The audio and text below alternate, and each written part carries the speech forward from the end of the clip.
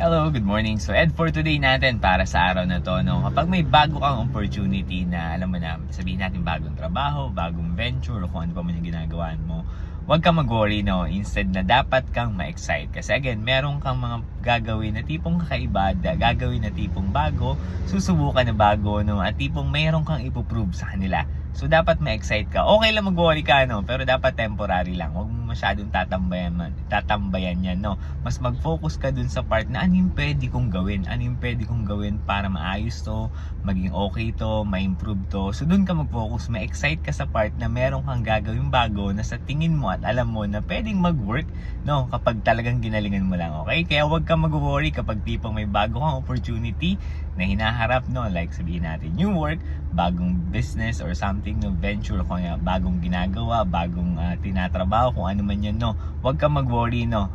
Okay lang mag-worry ka, pero dapat temporary lang. Dapat ma-excite ka. Ma-excite ka kasi marami kang pwedeng gawin na alam mo pwedeng magresulta ng mas maganda or maging successful. Kaya dapat wag mag-worry, ma-excite ka kapag meron kang bagong opportunity na hinaharap sa buhay mo, personal man yan o work man yan. Okay, so yun lang yung aking Ed for today. Kung nagustuhan mo yung mga content ko, huwag mo kalimutan like and follow ko dito sa aking Facebook. I-follow mo na rin ako sa TikTok at mag-subscribe ka na rin sa YouTube ko na Ed for today. Yun lamang. Salamat!